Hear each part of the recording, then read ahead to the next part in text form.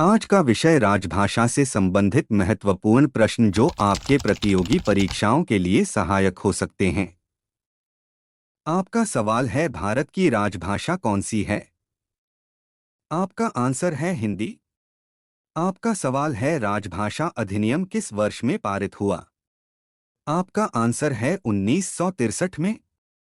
आपका सवाल है, हिंदी भाषा का सबसे पहले उपयोग किसने किया?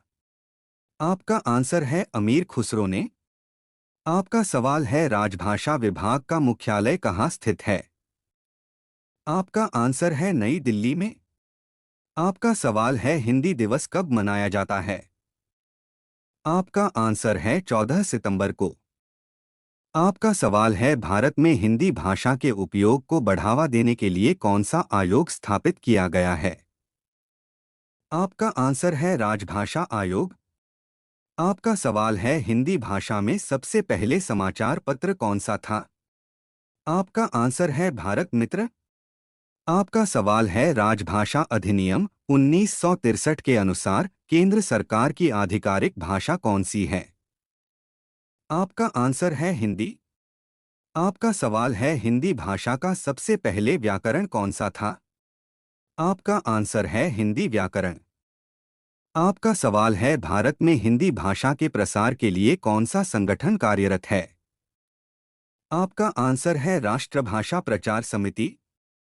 आपका सवाल है, हिंदी भाषा में सबसे पहले उपन्यास कौन सा था? आपका आंसर है परीक्षा गुरु। आपका सवाल है, राजभाषा विभाग द्वारा आयोजित किया जाने वाला सबसे बड़ा कार्यक्रम कौन सा है? आपका आंसर है हिंदी दिवस समारोह। आपका सवाल है, हिंदी भाषा के लिए कौन सा लिपि उपयोग की जाती है? आपका आंसर है देवनागरी।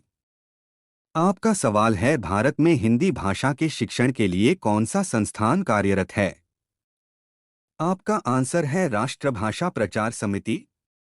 आपका सवाल है, हिंदी भाषा में सबसे पहले कविता संग्रह कौन सा था? आपका आंसर है सूरसागर।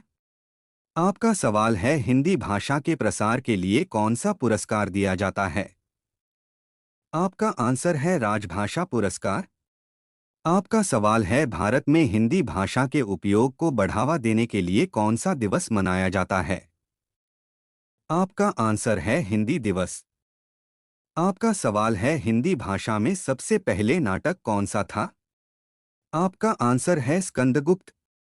आपका सवाल है, राजभाषा विभाग द्वारा प्रकाशित किया जाने वाला सबसे बड़ा पत्रिका कौन सा है? आपका आंसर है राजभाषा पत्रिका।